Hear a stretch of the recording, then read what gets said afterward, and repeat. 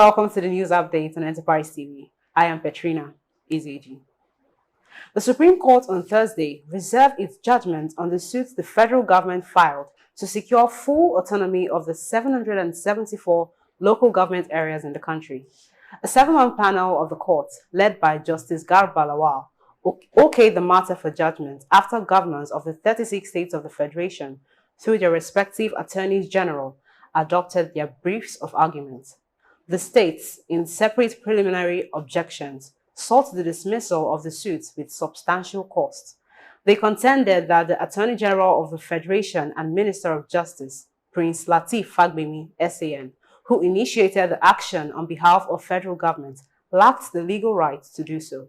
The defendants further alleged that the AGF breached their right to a fair hearing when he failed to serve them with a copy of a further affidavit he filed in support of the suit.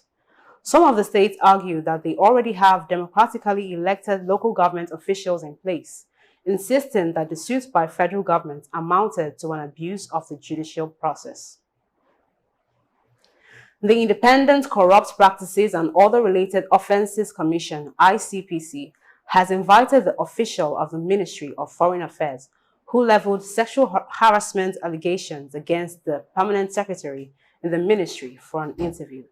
Simisola Fajemirokun Ajayi's allegations of sexual harassment against the permanent secretary, Ibrahim Lamuwa, have already triggered an investigation by the Office of the Head of Civil Service of the Federation. The Office of the Head of Service issued a query to Lamuwa after receiving Mrs. Fajemirokun Ajayi's petition. Lamuwa has also responded to the query, denying the allegations. He said the complainant misconstrued the alleged instances of sexual harassment cited in her petition.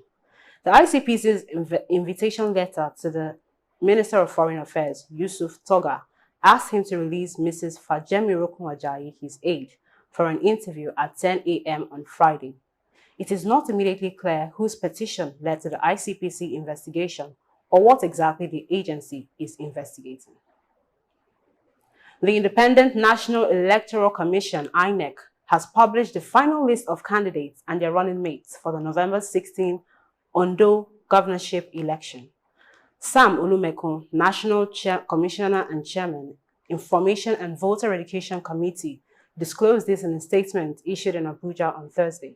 According to him, personal particulars of the candidates and their running mates have been published at INEC state and local government offices in Ondo State. Olumeko said that in line with the provision of Section 33 and the Electoral Act 2022, two political parties, the New Nigeria People's Party (NNPP) and the Social Democratic Party (SDP), conducted fresh primaries to replace their earlier nominated candidates and their running mates by the deadline of June 10. He also disclosed that 5 parties, the African Action Congress (AAC), the Action Democratic Party (ADP), the People's Democratic Party (PDP), and the People's Redemption Party (PRP) and the Zenith Labour Party (ZLP) replaced their running mates only.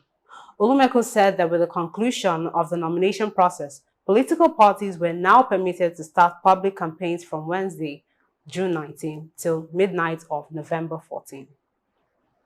In foreign news, the son of U.S. President Hunter Biden has agreed to drop a lawsuit against Rudy Giuliani and Giuliani's former lawyer, Robert Costello, in which he accused the pair of violating his privacy over data allegedly taken from his laptop. Hunter Biden had accused Giuliani, who had served as a personal lawyer for former President Donald Trump, and Costello of being responsible for the total annihilation of his digital privacy in the lawsuit filed in September last year. Attorneys for all 3 parties filed an agreement on Thursday in the U.S. District Court for the Southern District of New York that stipulated that Hunter Biden agreed to drop the lawsuit. U.S. District Judge Jessica Clark must review the agreement before it is finalized. Hunter Biden was convicted by a jury on Tuesday of lying about his illegal drug use to buy a gun, making him the first child of a sitting U.S. president to be convicted of a crime. That's all we have on the news updates. Thank you for watching. I am Petrina Izeji.